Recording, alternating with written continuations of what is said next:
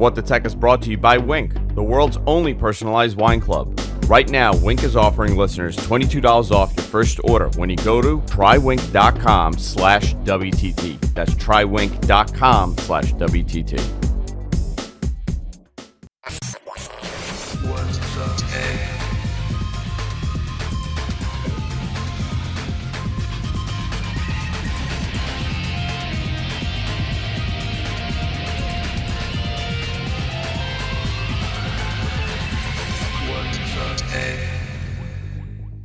Hey everybody, welcome to What the Tech. I'm Andrew Zarin, and we are back. The summer's over. The fall is arriving soon. It doesn't feel like it. The summer's over. It's over for me. Listen, it's August 22nd.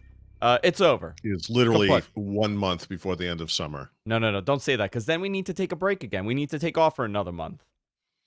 You know what? For me, the summer's over when you're back. When you're back from your European tour. Yeah. That's when the summer's over. Yep. It actually does kind of feel like the summer's over. It went by extremely quick. Paul and I had a lot of scheduling issues over the summer. He was traveling. I was traveling. Next week, I got a gig in Vegas and in LA. It won't affect the show next week, but it's so many moving parts here. And you haven't been to New York in a while. Right. I will be coming to New York.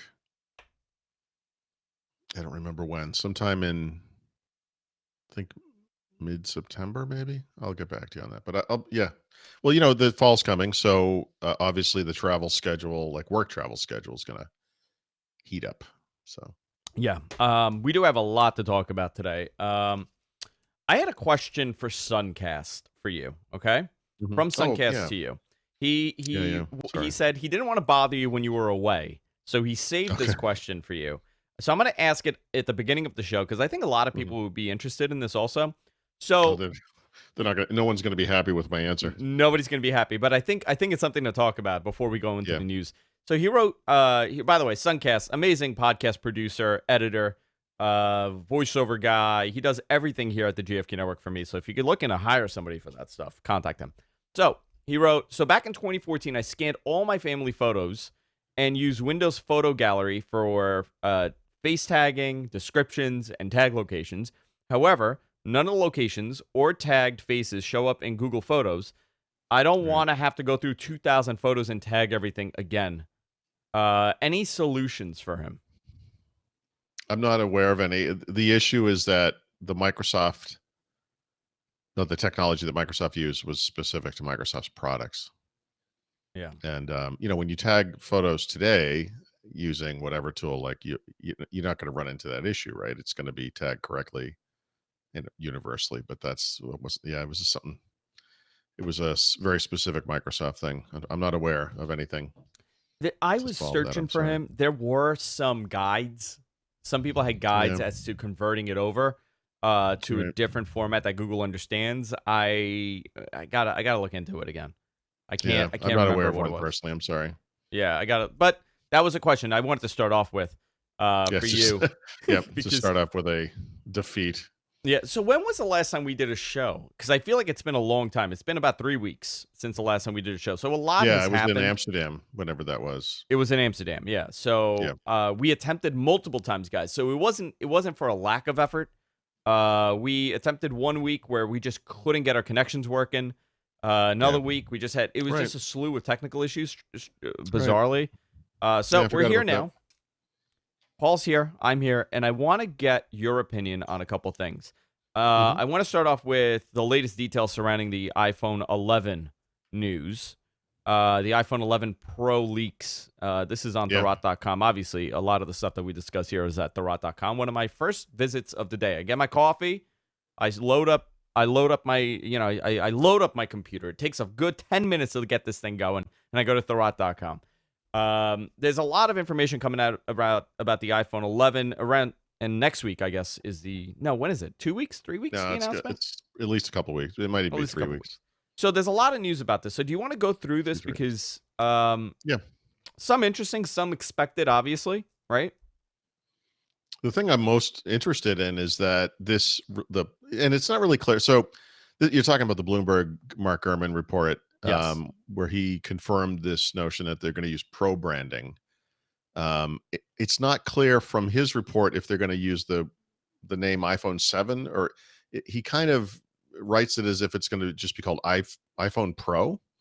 Um, I hope not. That would be a really dumb one-off name to use. They've done that in the past. Apple has, so who knows? But So I mean, it's also confusing, right? Considering yeah, the numbering or naming structure that they followed over the last couple of years. yeah.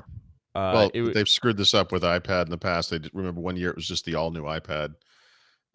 They've done this kind of thing before, so we'll see. But in any event, we'll call it the iPhone 11. The Pro name, the Pro brand, refers to the cameras, and it's true of both the high end and the XR, the 10R version, or the R version, whatever it's called. Um, and the high end phones, the what today is the 10s and the 10s Max, are getting triple camera systems with a ultra wide lens added to the mix. The 10R, the new version of the R, is getting a second camera that provides, if I'm not mistaken, I think it was 2x optical zoom or optical zoom of some kind. And this is all good news because the iPhones. Look, iPhones are great. The cameras are great, but the one place where they don't do as well as the competition is the cameras, or what I should say, one of the major areas, I guess. And this is something I really care about personally. So this makes me a lot more interested in these phones than I might have been otherwise. So so we'll see. the camera, it's a really interesting conversation to have because they're not the best camera on the market, but Yeah. I think, in my opinion, and a lot of other people, they are the best. I guess technically point and shoot, right? Just take the phone out, Um, use it, click, I don't know. click the button, They're and great. it. No, look, they're great. I wouldn't say they're the best at anything, but they're great. They're up there. They're in the top 5. Interesting how Google does it with less because Yeah, but everything is that's gonna software change this driven. year too, by the way. So Yeah. they're finally going multi-camera. But if you look at, what OnePlus has done unsuccessfully, what Huawei has done very successfully, what Samsung has done somewhat successfully, it's the multi-camera system thing is starting to come together in the sense that it seems like everyone is basically going in the same direction. That there's a kind of a what I'll call a normal lens, there's a telephoto lens, hopefully with optical zoom, and then there is a wide angle lens, and sometimes an ultra wide angle, a white ultra wide angle. Sometimes you see a second camera on the front, still a little uncommon for ultra wide angle. Those are good for selfies with a large group of people if you want to get everyone in. Those aren't super common yet, and I'm not sure what Apple's doing there, but yeah, it seems like they're doing the right thing. So Also, on top of that, there's a lot of other hardware refreshes, obviously for an mhm, iPad Pro, refresh for that, the Apple Watch. yep. It has. I'm curious about their sale numbers on those Apple Watches. Has it gone stale or is it still selling? Well, they don't talk numbers, right? So Yeah. that business is booming at Apple. It's part of a business unit that has other things too, but it is booming. By some measures, they are the biggest seller of watches, or at least of smartwatches, the biggest seller of wearables. They're up there if they're not number one. I think it's been very successful for them. So Well, I think the AirPods have been unbelievably successful. yeah, More yep, than I anticipated. I didn't think that those AirPods would be. I knew obviously they would sell well, but mhm. it's astonishing to me that in my commute going into Manhattan Yeah, how regularly, many people you see? I What's no longer see astonishing about it is wires. they're not very good headphones, and the problem, of course, is that because they just kind of hang there, they don't do anything to block noise. And when you're commuting, as you know, on the train, there's a lot of ambient noise. I Mhm. mean, if that's something I did every day, I would have to wear noise canceling headphones. I could never put up with that on a daily basis. So some of the competing earbud type headphones, or wireless headphones, or true wireless headphones, like the Samsung Buds, and there are many others, pop into your ear, and they provide some sort of passive noise canceling. I think that's the minimum, for a commuter. I can't believe how many people. I don't, they must just be cranking the sound to put up with the noise. It's crazy. I'm telling you, I still use these, Yeah, that's and also I crazy. look like a fool Sure, when everybody's wireless. you look like And I'm look. grandpa from the past. Yeah, How's your yeah, iPod doing there, grandpa? yeah. You Really, know, it's become one of those things where it's everybody. And I'm like, these are $150, and they're not even that great. yeah. So it's No, amazing to me. people love them. Yeah. Another thing I want to ask you about, which I didn't get a chance to, is the Galaxy Mhm. Note 10 and Yeah. your impression of it. Yeah, I've done my usual bang up job, you know, ordering phones and getting the right one and then having to return them and everything. But um, when Samsung announced the pre-orders for the Note 10, they like Apple did last year, right? They are providing a lot more money on trade-in than they had in the past. So whereas like a phone that would have typically gotten you $450 for like within a year old phone, Hmm. they were offering $600. And I thought to myself, this is interesting because back in March-ish, I don't remember exactly when, Google had a one-day sale on the Pixel 3 and 3 XL because it was the anniversary of Project Fi or Google Fi now. And these phones were like half off. And so I was thinking, wow, at half off, like how could I not buy one of these? Remember at the time I had a Google Pixel 2 XL, which I was really worried about the reliability of. And I was worried as we got closer to the fall, because I would always want to trade in that phone for something new, that it was going to fall apart ahead of that. And so I was able to trade in my Pixel 2 XL, got a Pixel 3. It was only $480, half off. And Samsung will give me $600 on trade. And so I was like, this is like a no brainer. That's $120 more than I paid for the phone. Mm. It's actually a little bit more than that because I traded it in, but whatever. Let's call it $120. And the base Note 10, which I assumed would be kind of a big phone because it's a Note, after the trade, I want to say it was like $350. It's not Kind bad. kind of a no brainer, Yeah. But ever since I pre-ordered it, the other thing I should say too, by the way, is Samsung, and they're still doing this today. And I don't know if it ends at some point. Obviously tomorrow the phones become generally available, but during the pre-order time period, at least, if you buy a Note 10, they'll give you $100 in credit toward accessories or other Samsung products. So for $100, you could get two cases. You could get, Google or sorry, Galaxy Buds, or you get whatever you want. If you buy the bigger phone, the Note 10 Plus, you get $150 worth of credit towards Samsung merchandise. So when I I completely blew it the first time. So I pre-ordered this thing on day one. I got the smaller Note 10. The base configuration 256 is great. It's more than I'll ever Okay. need. It's great that You have the it's phone with you right now or yeah, no? I do. I Okay. should show you that. Like it's Yeah. got that cool like aura Because glow, it doesn't back. look huge. No, and actually, let me which one should I compare this to? Like here's the Pixel 3 I'll be getting rid of. 3 XL, I should say. If you compare these things, let's see if I can make this so it's accurate. You can kind of see how much taller and the 3 XL is in the back, but it's also Yikes. wider, right? Yeah. So the Samsung is very thin, but it's also thin. It's like less wide, so it's Hmm. tall and thin.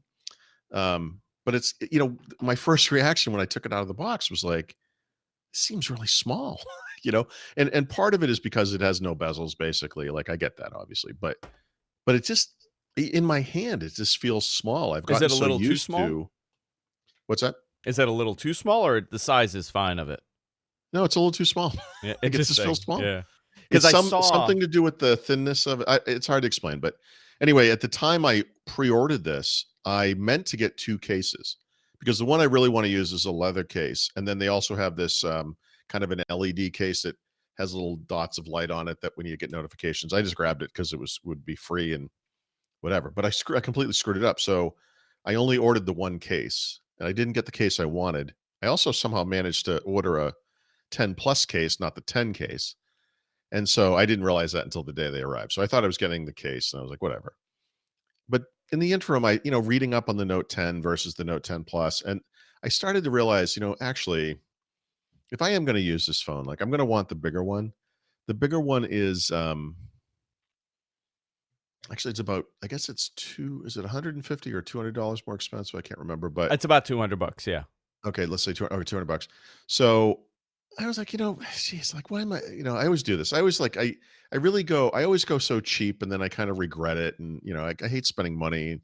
And then eventually I was like, I'm going to cancel I'm going to change it. I'm going to see if I can change the order. And I couldn't. Like, by the time I actually thought to do it, it was already like too far in the process. Like, they wouldn't let me change it. So I was like, okay, so screw it. I'm like, well, maybe it'll be fine. So the thing arrives, it's got the wrong case, and then I pull it out of the box, and I'm like, geez, this is smaller than I wanted."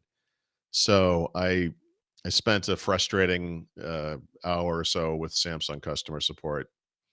Uh, they answered me completely nonsensically. I had no idea what this guy was talking about. But eventually, the thing was marked as having been delivered. So, like, on day 1, it still said in transit. I couldn't I couldn't do anything. But the next day, I was able to or not cancel it, to market both of those things. I'll return both of them. I ordered a Note 10 Plus because it's was so late in the process. Now, of course, I won't get it until the second week of September. Oh Hopefully, no. earlier, but that's the deal. I did write with the pre-order stuff, like with the 150 credit this time. So this time around, I think I got I got the leather case I wanted, and then I ordered a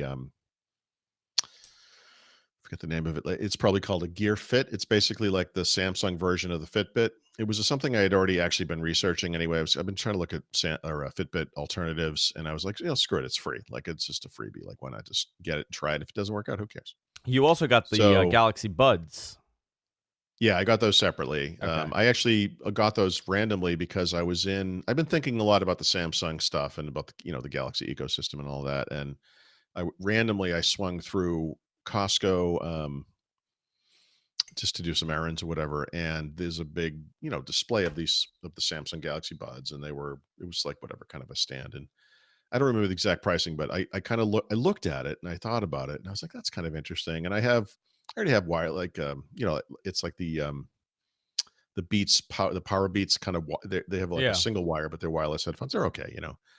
And I want to say maybe it was like $129 maybe, and maybe the normal price is a little bit more than, I don't remember exactly,. But I kind of was like, And then the next day I looked on Amazon, and there was a selling them new for $99. I thought, okay, screw it, I'll give those a shot. And those are actually pretty nice. I mean, even I still haven't connected them actually to the Galaxy, but I had connected them to the phone I was using, which was that mid-level Pixel phone, the 3A XL. And I guess there are additional features when you connect them to a Galaxy phone. But I had my first experience. I went for a walk, and it's rough terrain, and I think what was happening was the left earbud was sensing that it was becoming disconnected Oh no. from my ear, even though it wasn't, by the way. Yeah. But it makes a pleasant little sound when you insert it or take them out. It does this little trill, like it trills a little sound. Yeah. The problem is it happened like a dozen times, and so eventually it became maddening. And it was not in any danger of being dislodged from my ear So is it ever. with any kind of vibration? It I think so. I think it had to okay. do with the roughness of the motion I was making or whatever. Because I'm not walking on a flat surface. Like, I go up and down hills, and it's the woods. It's like there's a path, but it's gravel, and it's whatever. And I was like, man, if it's gonna be like this, like, I can't use these if this is how bad they're gonna be. But the real reason I bought them was for the gym. That's where I wear the power beats. And like when I go for a walk, I actually use like headphones like the ones you showed. Like, these are like the wired Google, I think they're called USB-C buds or whatever, earbuds. They're wired. It's fine. And I like these when I walk because they don't block the ambient sound. Like, I wouldn't wear these commuting, but when I'm out in the world, like, I want to be able to hear people. If someone's jogging or they're walking a dog or whatever it is, I wanna be able to hear them, because otherwise, they'll they'll scare you if you're all, like, sucked into the Yeah. noise canceling of other headphones. So, I wasn't gonna wear the buds out in the world anyway, but I just wanted to, obviously, I just wanted to see what they were like. I did wear them to the gym today, and that little sound trill thing never happened, like, not even once. And that's the way I intend to use them actually at the gym. So I think they're gonna be fine. So that was good. I was really nervous. Like, I was thinking, like, if it happened once or twice, I'd probably be like, okay, it's probably okay. It gets annoying, and but it didn't happen at all. So that actually worked out pretty well. So it's interesting. I mean, the fascinating part is there's so many different devices now that are on a similar level. When people tell me like, Yeah. "What's the best wireless earbud out there?" and my answer is, "What do you feel comfortable using? What works for you?" Because they're all pretty. I mean, listen, I know that these are not Uh, the wireless version of this is not the best, but for a lot of people, it's good enough. So yeah, but I actually don't understand that. To be honest. I suspect that if Apple made a noise canceling or even passive noise canceling in-ear version that had the different tips and everything, that would be more popular than the hard edged, hard plastic. It's like putting a piece of candy in your ear, you know. But you know So what's amazing? These things stay. They stay in your yeah, no, ears. They it's don't. neat that they stay, but those kind of things, and I know they do. Like that's true, but I, that hard plastic thing, like I feel like that hurts. That hurts my ears. Like, and when I wrote about the Galaxy Buds, people like I don't like to stick things in my ears because that hurts. And I actually don't understand that because these things have rubber tips. And I've been using Bose in-ear noise canceling headphones for 4 or 5 years, maybe even longer. I don't even know, but I love them. Like because they're rubber, they just they suck onto your ear and they prevent the noise from getting in. But they're also comfortable. It's not hard plastic. The things that always bothered my ears were the Apple headphones over the years. All of them. Like you'd put the hard plastic thing in your ear, and it's like this is Yeah. awful. Like it's so the Galaxy Buds to me are very comfortable. Um, those Google things I showed you are hard plastic, but they don't rely on the plastic to stay in your ear. They have this little loop that goes, I don't know what the parts of your ear are called, but this goes on, in that little, the the thing on the outside of your ear. That's what holds it on. So, like to me, this is a good solution for that. And who knows? Maybe I guess Apple could do that kind of thing as well. Yeah. So let's go to the Microsoft side. Hmm. I do want to ask you about this. So we are approaching October, Yep. a couple months away from it, a month and a half, and it's expected that Microsoft's going to have their hardware event, obviously, Yeah. and news surrounding the Surface devices, new hardware. Are we going to see anything major, or is it just refreshes? Yeah, so I have heard nothing recent. I can tell you what I've heard secondhand, right, over the time. Um, this October will mark the 2-year anniversary of two of the major Surface products, right? Surface Pro and Surface Book. So, Surface Pro 6 and Surface Book 2 came out 2 years ago. Those are absolutely due for a refresh. Anytime we talk about Surface, we have to have a discussion around Thunderbolt 3 and USB C and whether this will be the time where they finally change that stupid connector they've been using forever for some Mm. reason. I've heard nothing. I don't know, but I find that those are the interesting. most. Hmm? Yeah, that's the most interesting part that I have not Yeah. heard anything Well, regarding these. yeah. I mean, maybe they're just doing a better job of being secret about it, but those are the two most obvious PCs, right? Um, I expect them to talk about the next generation of the true Surface Hub 2X, right? Even if it's not ready for October, but that will be part of it. Some of the rumors we've heard have been around such things as AMD powered Surface Laptop 3, which is certainly a possibility. And then the thing I'm looking for most, I would say, is a Snapdragon based Surface of some Yeah. kind. And I've heard two different versions of that story. There's the possibility that they'll take an existing form factor. I would say Surface Pro is the most likely. Surface Laptop is not a bad choice either. And just make a version of it that has the Snapdragon chipset, right? The 8CX. Um, the other option, and this is a little early, but we know Microsoft really, or I should say, a certain faction of Microsoft would really like to ship this product. Is something that used to be Andromeda, like some dual screen, folding screen, something kind of futuristic, also based Anything on that front? on Is ASICs. anything on that There Andromeda hasn't front? been anything. There hasn't Yeah. been anything recently. Yeah. Listen, I know that a lot of people are very interested in this dual screen thing. Yeah. It's and it wasn't going to be a foldable screen. It was a dual screen essentially, right? Well, That's but what's that was yeah. But things have evolved. So we'll see. yeah. But I think part of the problem is all the issues that Huawei's having with their foldable device. Not as much as Samsung, but there are Yep. issues with this. And for Microsoft to put Well, out a device like this and for it to fail, yeah, but remember, the problem for those devices is they're so small, and I think a lot of the problem with a folding screen that's tiny is you have to have they have openings where dust and stuff can get in, and it's really hard to kind of manage that on a small device. Lenovo back in June in timeframe, I don't remember exactly when, announced that they would be coming out with a folding screen, Windows based PC sized kind of tablet computer, whatever you want to call it. Um, they will provide more information soon. That could come, by the way, as soon as any time, like September IFA, or I guess late August, whenever that is. And maybe Microsoft will talk about it. I mean, uh, they don't typically talk about things that they're looking at for the future, but they're so far behind right now. I mean, it just seems odd to me they haven't updated the hardware more, than they have. I mean, Yeah. the only thing they actually shipped in the past year was Surface Go, Yeah. and they I'm didn't even curious about design that. that. I'm curious, is it a lack of um not effort as far as, creating your hardware, but a lack of effort due to sale numbers, or because generally we're used to getting refreshes once a year. Or we were Yeah. getting that for a while, and Well, now some of these devices, yeah, it's been a while.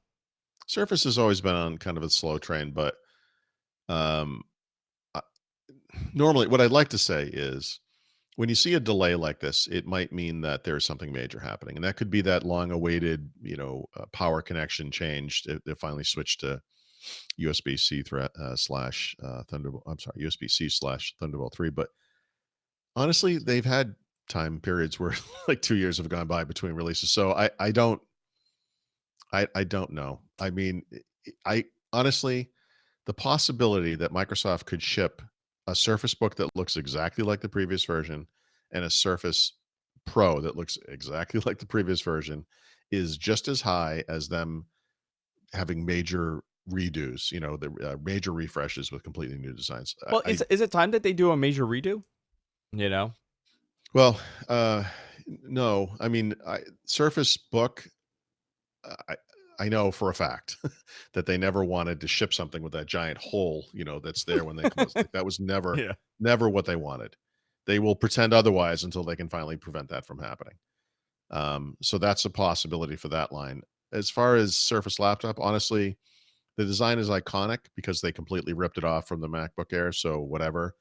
What that really needs is just better ports, modern ports. It's a wonderful form factor. Both those computers are fantastic. I mean, they really are. So even though the designs are behind the time in some ways, they're still great. So maybe it's not an emergency, but they're definitely never. I mean, they're never gonna. It's not like they're ever gonna lead the market in sales. This is never. That's just never gonna happen. Yeah.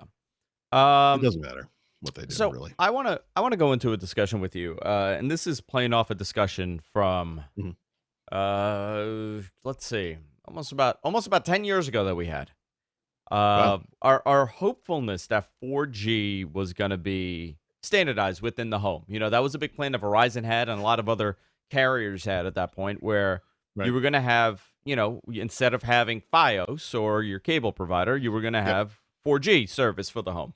And, data caps, throttling, and things like that kind of made that an impossible Yep. concept, especially in Yeah, the I was age gonna of say that. I was streaming. gonna literally say that's. You remember what killed that? It was the ending of the unlimited data plan, It right? was Like across the the board. ending of that and Yeah. the renaissance of streaming content.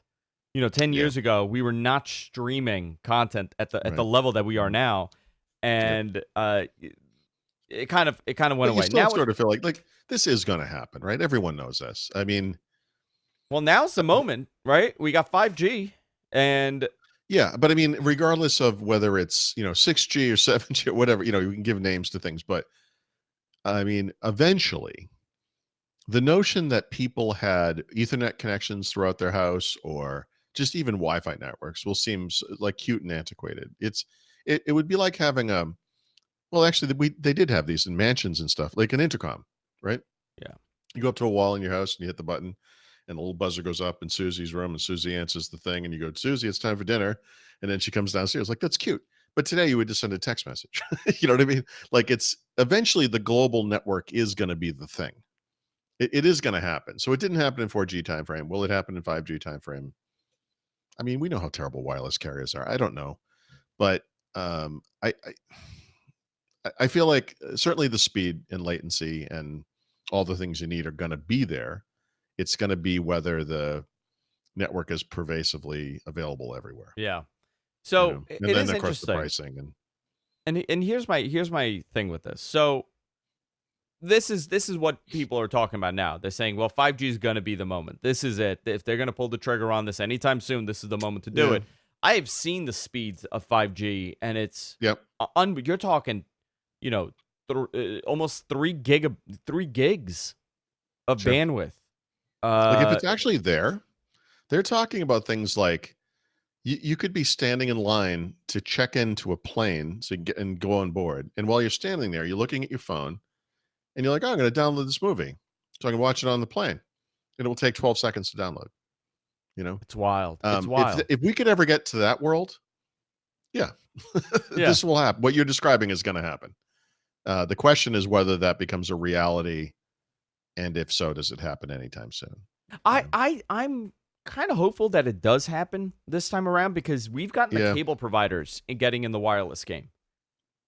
You're seeing more of the cable providers getting into this, the wireless concept and IP based streaming concepts. So if it's gonna happen, we're pretty, within the next couple of years, this will be standardized. But the right. concept right now, and I had this discussion of just being wireless in the home is Yeah. impossible. It's an impossibility. I mean, it's not. It, I don't even know how Funny. it would So be possible.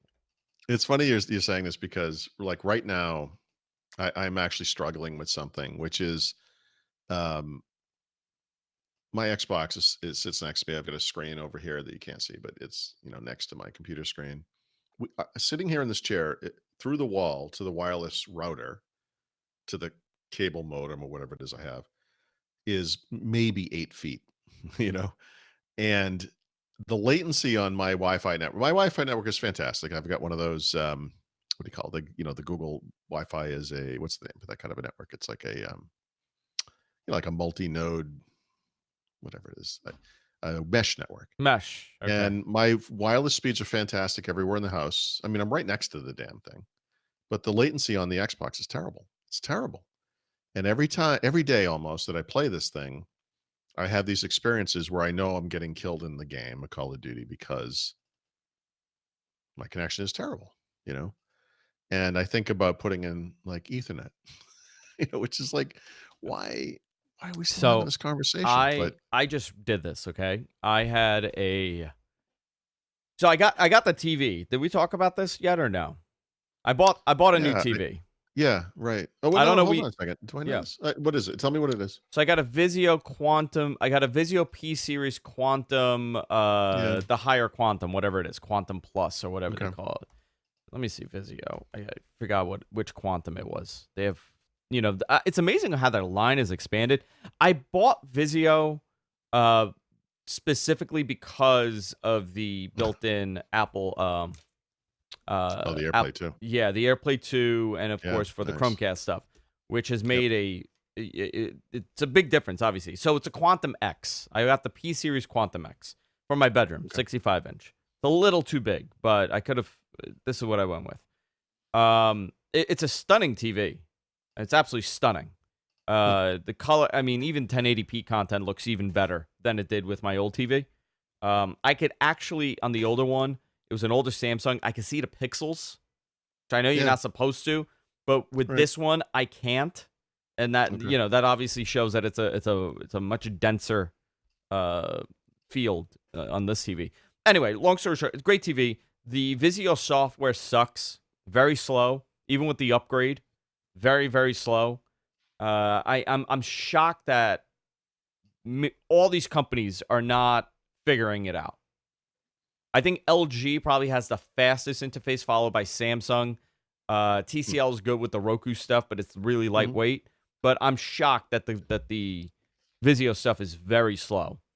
So Yeah, that's surprising.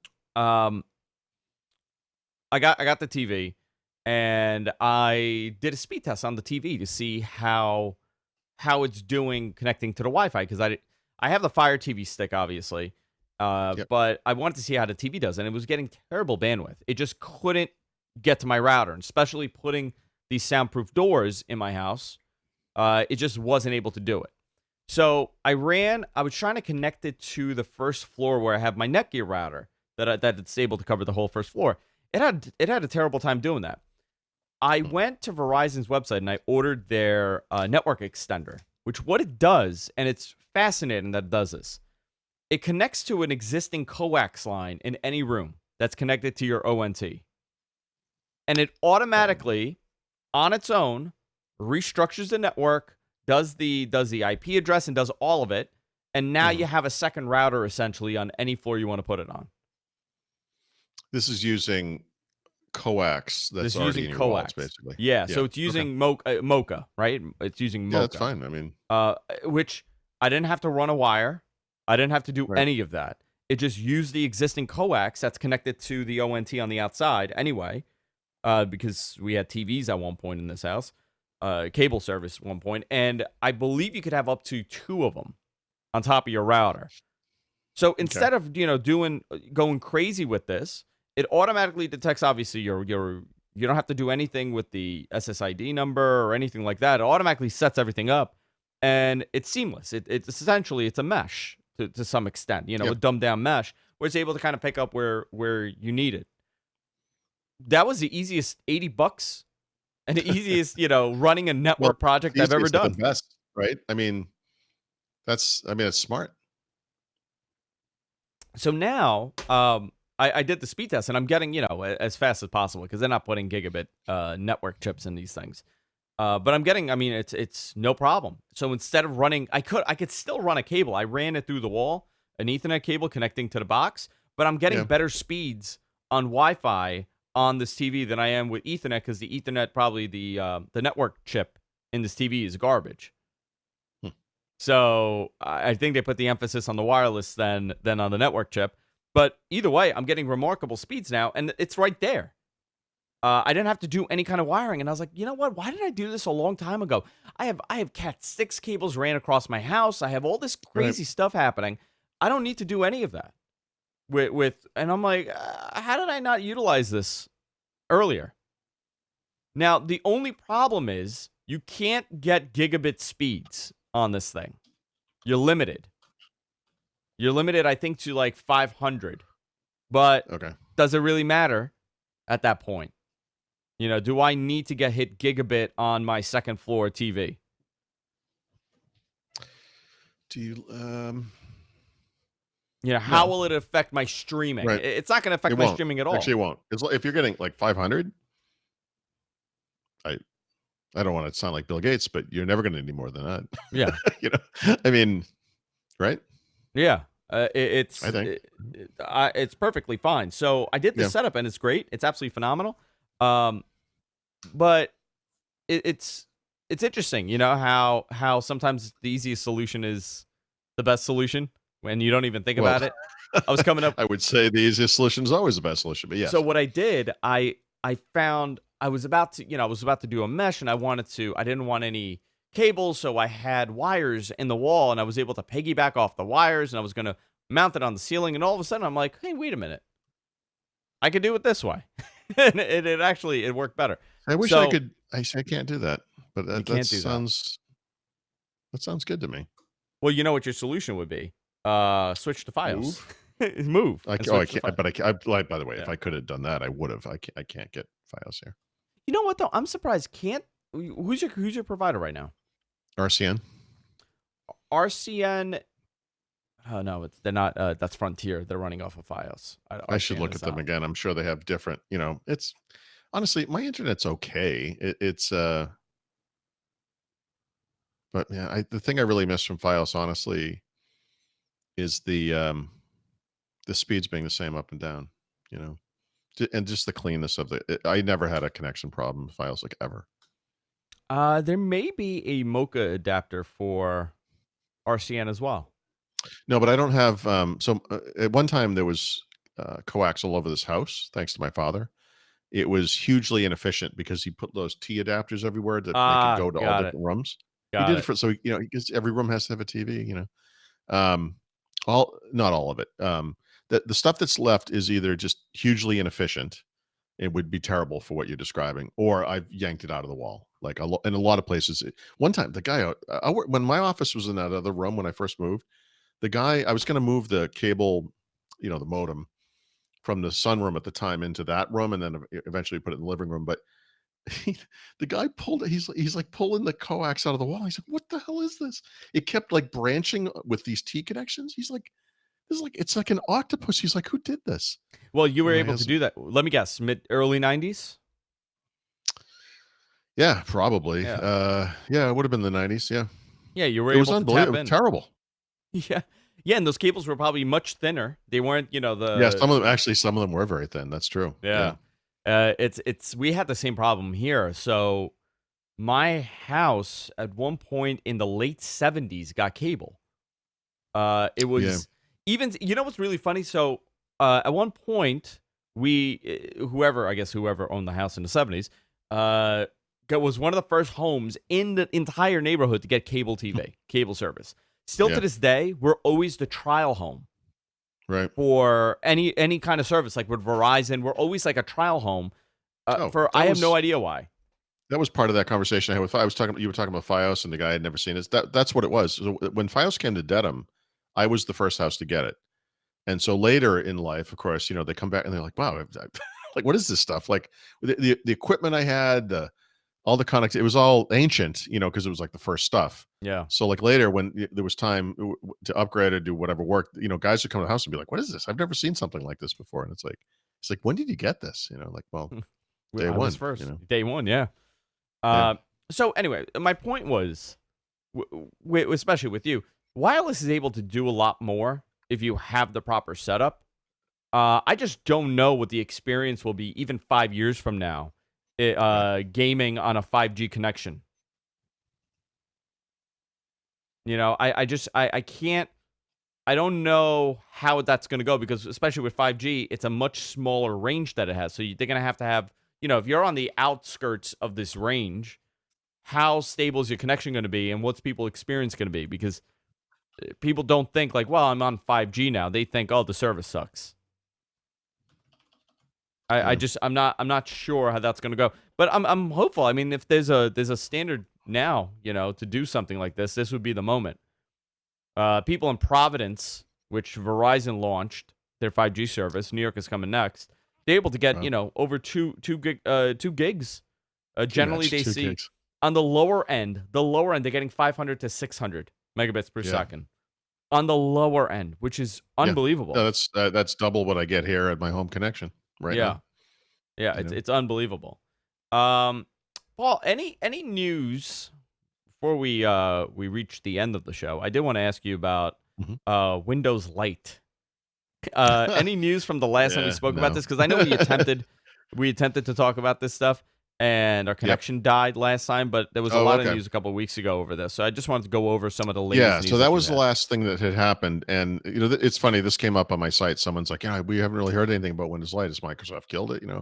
It's like, I don't think it's fair to say that, because at that time, I think what you're describing is, the start menu that I had seen in Windows Light at the time was leaked in a build of Windows 10, which makes sense, right? Because when Light OS or whatever we're gonna call this thing, whatever if it ever happens, whatever it's called, is of course based on Windows 10, and it makes sense that that start menu would appear in Windows 10 either as an option or as the new start menu, whatever it might be. So um, that's the last we've heard. So much like the Surface hardware, for whatever reason, it has been quiet, and I maybe this is the calm before the storm. I will say that Microsoft will have a presence at IFA in a few weeks or whenever that happens. Microsoft, as you know, is having a hardware event of their own in October. I don't think we're going to hear a lot out of Microsoft about their own products at IFA. I think that will wait for their own event. So you're going to see a lot of third party stuff. And so when earlier I'd said something like, I'm curious if Microsoft's going to come out with an HCX based machine. You're going to hear about a lot of other HCX based machines before Microsoft ever announces one, right? Because So HP, Dell, whoever will the do new that start stuff menu first. that I'm looking at, right? That Hmm. uh, I don't know how I feel about it. I guess Well, graphically, yeah, yeah. obviously, graphically, it's a lot less intuitive, I guess, right? Or demanding. You know what? Well, we got to remember where we're at when it comes to this kind of stuff.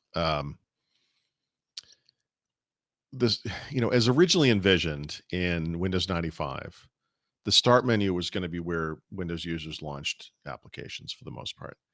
The secondary form of launching applications was putting shortcuts on the desktop. At that time, there was no facility to have shortcuts in the taskbar. The Mm, taskbar would only show you things that were already running. So the problem with putting shortcuts on a desktop, of course, is that running applications will cover up those icons. And so the nice thing about the start menu is it would always appear over everything else. But the problem with the start menu, as it was back in the day, remember you click the button, the menu would pop up, and then you'd select like programs, and then it would slide over, and then you have to go down the list, and you could misclick it pretty easy. So you click the wrong thing, and then you go, it's like that. It's like a rotary phone. If you screwed up, if you screw up the number, you got to start over again. It's terrible. Um, and so over time, the way that we could launch applications in Windows evolved.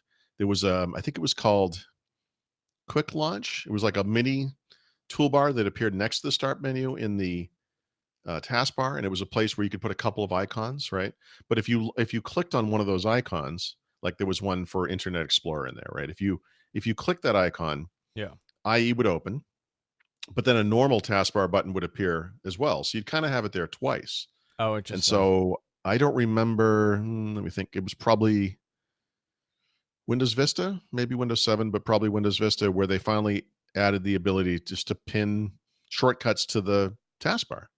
And the taskbar is nice because, like the start menu, it's always there. It's over, it doesn't get hidden typically by application windows. Um, it's even better than the start menu because you kind of use it like you'd use like a favorites bar in a browser or something. You have like your most important stuff is always there. You don't have to traverse like a crazy menu to find your stuff. And so, I'm sorry. So I'm sorry. This is longer than I meant for it to be. But in Windows 8, of course, they added live tiles, which they took from the Windows Phone stuff. And live tiles were one of those things that made a lot of sense for the phone because you'd bring up the phone and that's what you'd see as tiles. Whereas in Windows, it just hasn't worked out as well. We I don't have have to to go tell into you, why, but I have removed all the live tiles, and yeah, I a lot of people just do. on mine, if when I hit the start button, it's just the recently added apps. That's it. It Yeah. just it's You can literally kind of, dumbed down. if you follow like Windows at all, like you can kind of see the half-hearted nature by which Microsoft Yeah.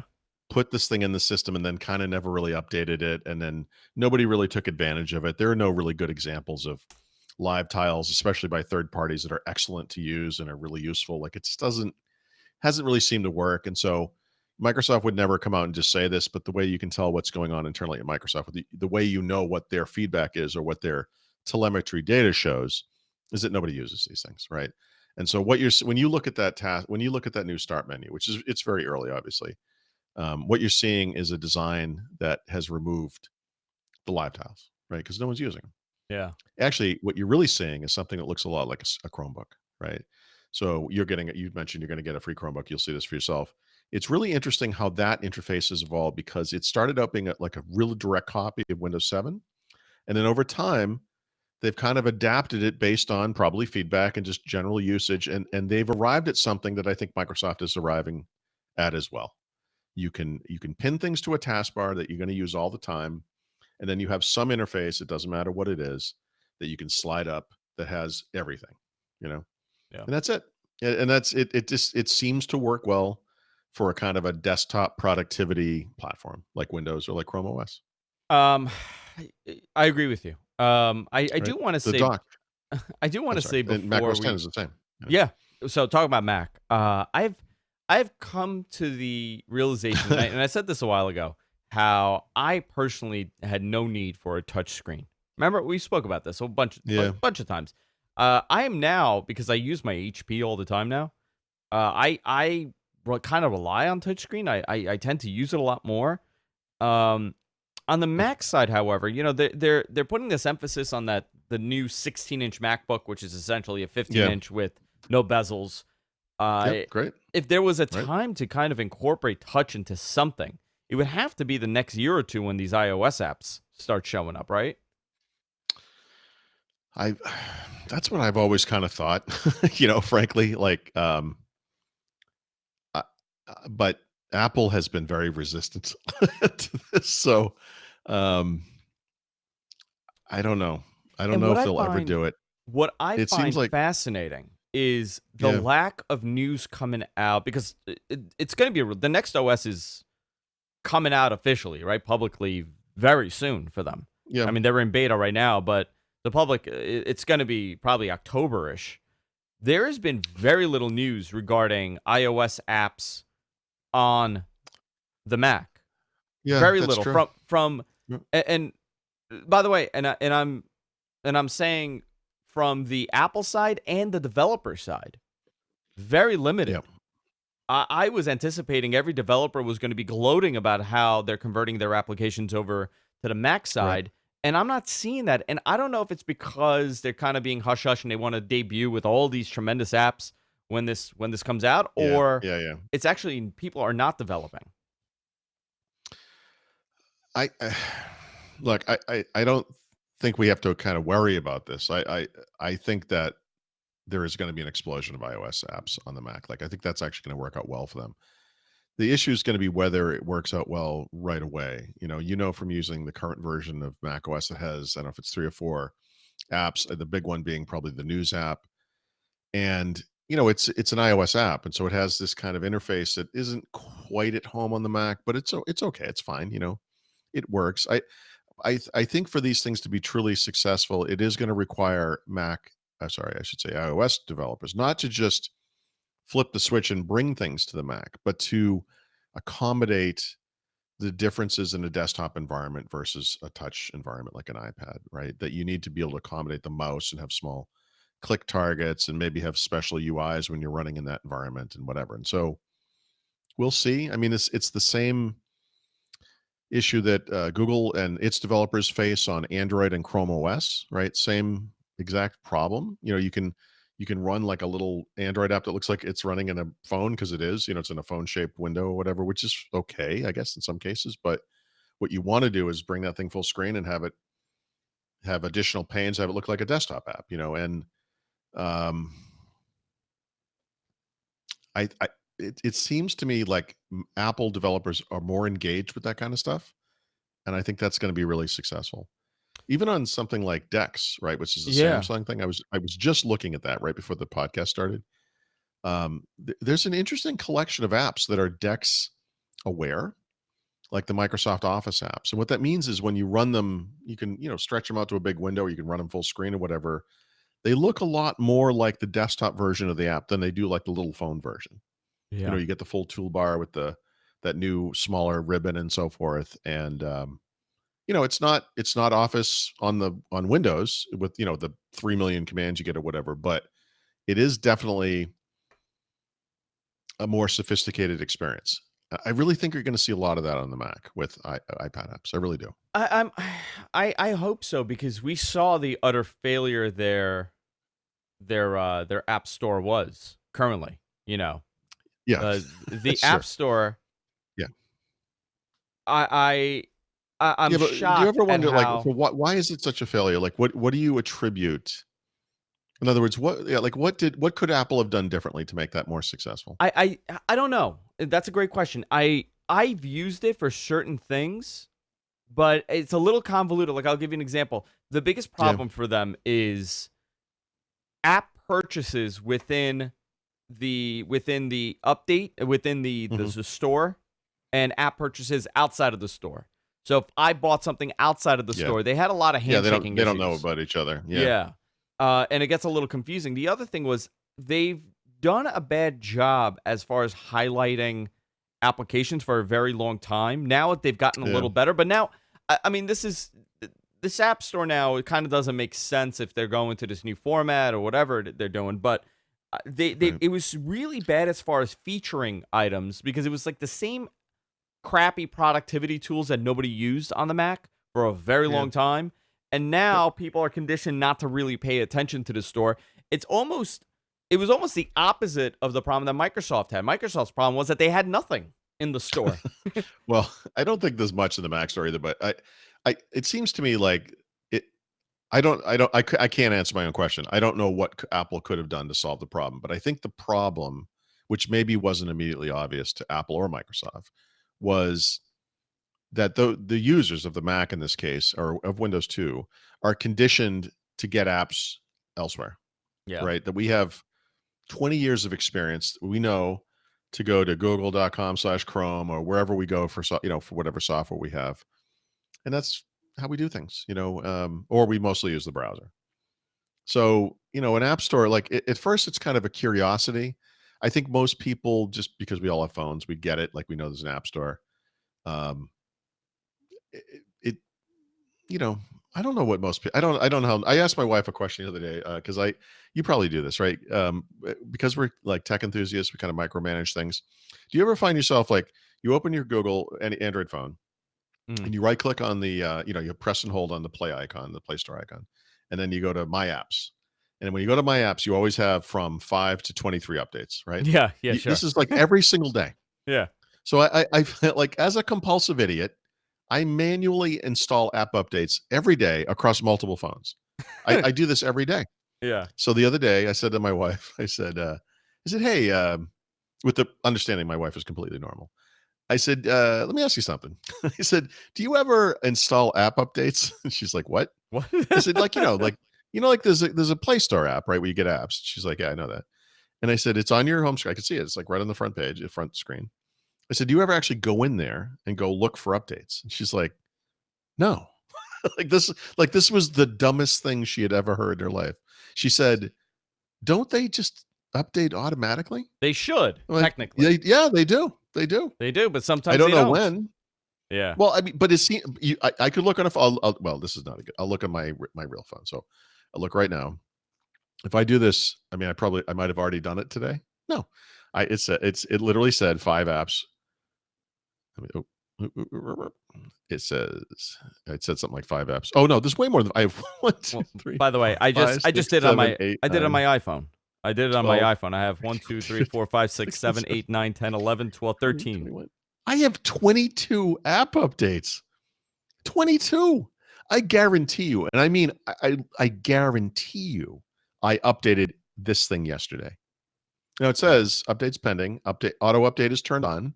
Like these things will be updated today, At one probably point, sometime. when it feels like it.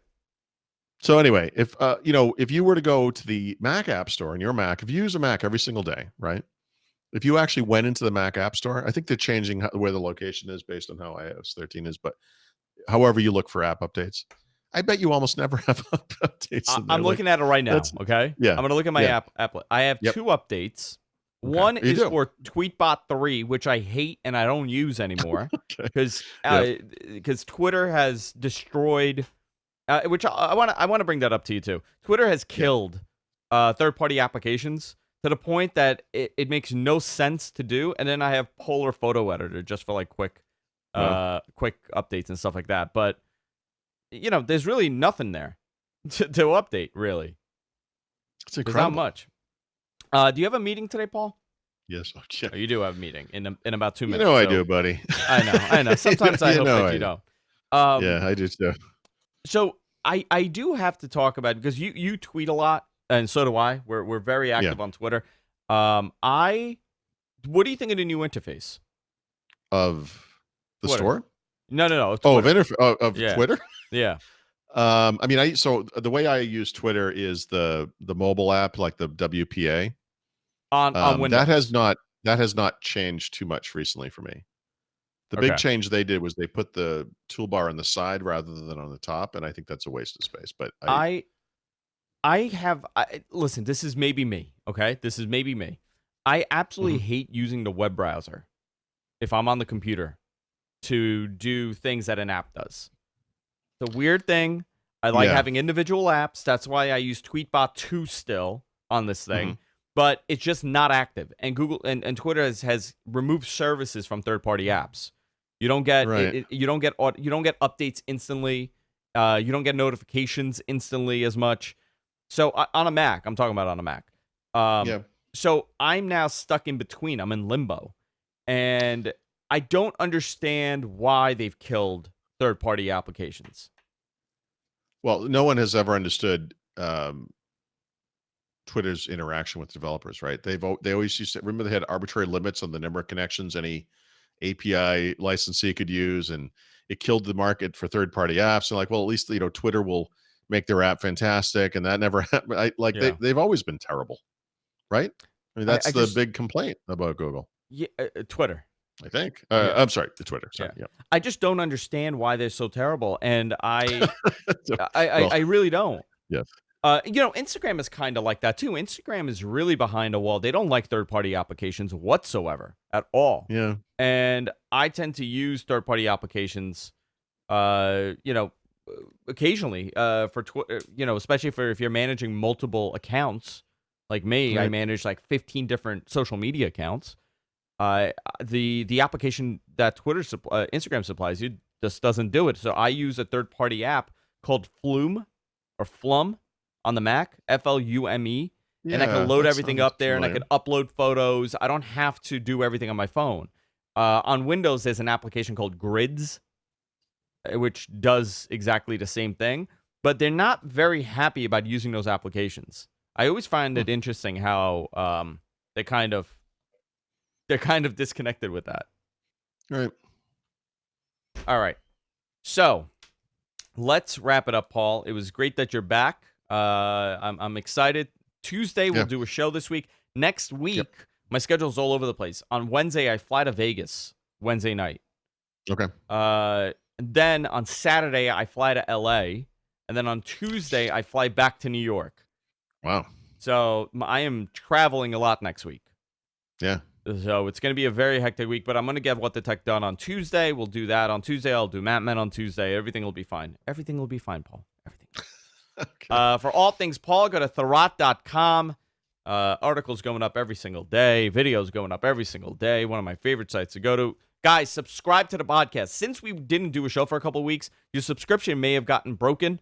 So please go back. Whatever your favorite podcast application is, go there, hit subscribe, and subscribe to us. It's a tremendous help when you do. And that's it for this week, guys. We'll see you all next time. Take care.